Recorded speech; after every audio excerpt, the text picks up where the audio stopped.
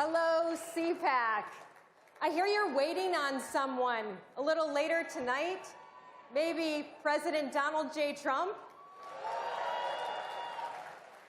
I was waiting on him for a little bit too, and it's worth the wait. I'm glad I got his support.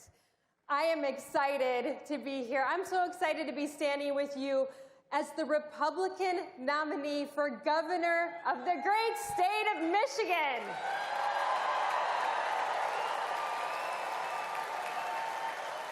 And I have to tell you, the coolest part about this is that seed was planted at a CPAC conference much like this one several years ago as I sat in the audience like you are now. And I encourage you today to let that seed grow inside of you.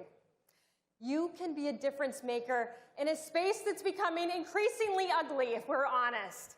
But today I may be looking out at a new school board member, maybe a future governor, and maybe even the first female president out in that crowd. For me, it's so exciting to be chosen by the people of the great state of Michigan to help end the long, oppressive reign of the queen of lockdowns, Gretchen Whitmer. More than that, though, I can't describe how excited I am about the opportunity we have in Michigan to finally stand up for families who can't afford gas or their groceries, and for their children who saw their schools closed, the halls of learning locked, because the current governor was more interested in seizing control of the state than helping our students. We have our work cut out for us. Those of you who aren't in Michigan have watched as Gretchen Whitmer, one of the worst governors in America, has taken my great state and driven it into the ground. Moms like me who live there, we've done more than watch. We've lived it. We suffer Joe Biden and Gretchen Whitmer's inflation every time we go to the grocery store. We suffer her war on affordable energy every time we fill up the gas tank. You think gas prices are bad here? Michigan routinely has some of the highest gas prices in the entire United States. And that's not an accident. That's the sad part. Moms like me who live in Michigan have watched our children struggle when Gretchen Whitmer closed the school against advice from public health experts, from pediatricians, and student advocates.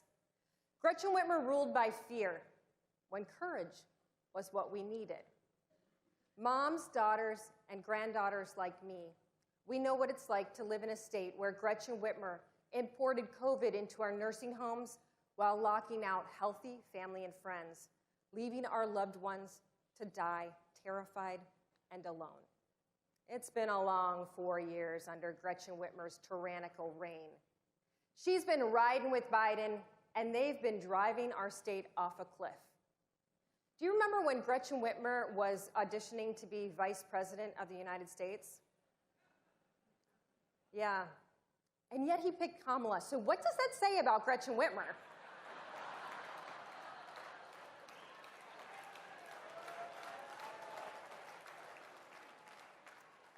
I don't know if you remember when she used to go on MSNBC, she had this little Fauci pillow in the corner of her desk.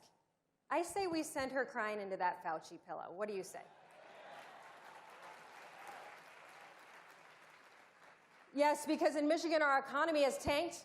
Jobs, companies, families have fled our state, and people struggle to pay their bills.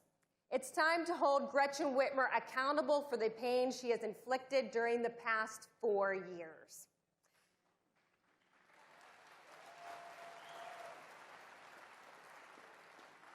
If we don't, the problem is only going to grow.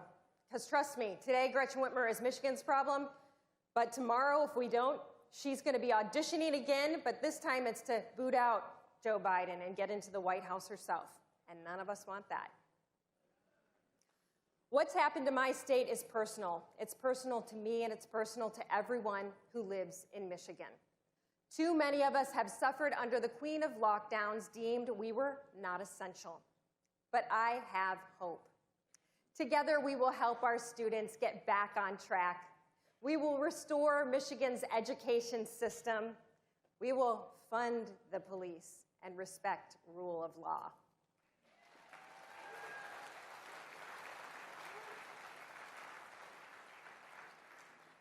And we will partner with our job creators instead of being an enemy looking to attack.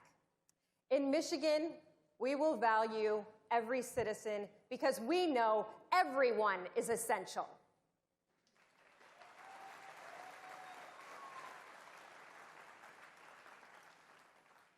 So if you remember one thing today, remember this: let your seed grow.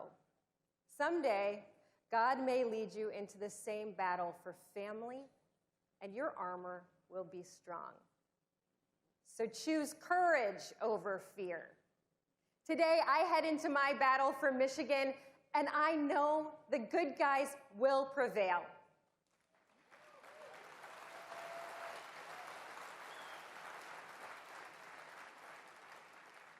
We're tough. We've had to be tough. And we're taking Michigan back for our families this November.